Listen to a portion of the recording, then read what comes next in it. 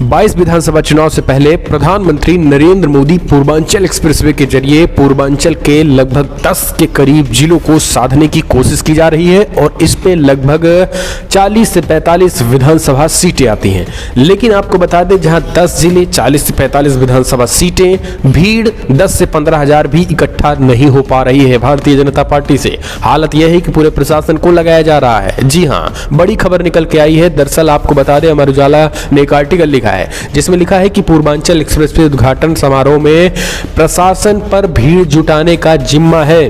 कार्यकर्ता जो है सुकून में दिख रहे हैं और प्रशासन जो है अब उनको 20,000 का टारगेट दिया गया है कि आप प्रधानमंत्री मोदी की रैली तक 20,000 लोगों को लेकर आइए।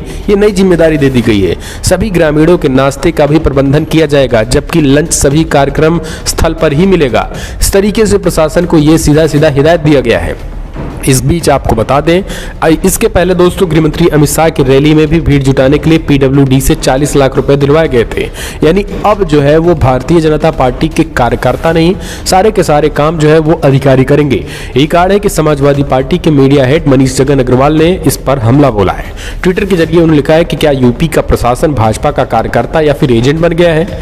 कभी अमित शाह की रैली के लिए डीएम से 40 लाख रुपए वसूल करवाते हैं, कभी पंचायत चुनाव में यही प्रशासन पंचायत प्रतिनिधि को भाजपा के पक्ष में वोट डालने के लिए धमकाते हैं। ये कैसी सरकार है? संविधान की मर्यादा तार तार है। आखिर अधिकारियों और प्रशासन से इस तरीके से लोगों से भीड़ जुटवाने के लिए यही काम उन्हें रह गया है। दरअसल आपको बता दें, ये भीड़ क्यों इकट्ठा करवाई जा रही है, क्योंकि अगर आप इतने बड़े पूर्वांचल एक्सप्रेसवे को दे रहे हैं तो जाहिर सी बात है कि जनता खुश होगी तो आपकी रैलियों में आएगी। लेकिन सवाल यह है कि क्या प्रधानमंत्री मोदी की रैली से भीड़ गायब हो गई है? क्या मुख्यमंत्री योगी आदित्यनाथ की रैलियों से भीड़ गायब हो गई है, जो इस तरीके से भीड़ इकट्ठा करवाने का एक तरीके से फरमान सरकार को जारी करना पड़ रहा है?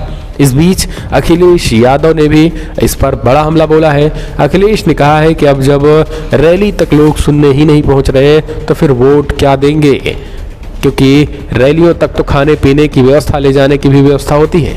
ऐसे में ये निराशा कहीं न कहीं भाजपा के खिलाफ और भाजपा साफ साफ दिख रहा कि 22 में विदाई, यानी मोदी की रैली में भीड़ न जुटाने के लिए प्रशासन को पूरी तरीके से फरमान जारी किया जा रहा है। आप इसे कैसे देखते हैं? आप इन दो आर्टिकल से इस बात को समझ सकते हैं। हालांकि आपको बता दें, कोई पहला मौका नहीं है। कल भी प्रधानमंत्री नरेंद्र मोदी मध्य प्रदेश भोपाल में पहुंचे थे, जहां प्रधानमंत्री नरेंद्र मोदी की रैली में 2 से 2.5 लाख लोगों की भीड़ जुटाने का एक तरीके से फरमान था। लेकिन मुश्किल से मुश्किल 20 से 25 हजार लोग ही इकट्ठा हो पाए थे और सारी कुर्सियां खाली थी। बताया भी जाता है कि इस कार्यक्रम में जो कुर्सी आपको खाली दिख रही है, इस कार्यक्रम में लगभग 23 करोड़ रुपए, जी हां 23 करोड़ रुपए इस कार्यक्रम में लगे थे और प्रदेश भर के तमाम आदिवासियों को यहां इकट्ठा होने की बात कही गई थी। अब आप कमेंट के माध्यम से अपने सुझाव देना ना भूलें। आखिर ये कैसे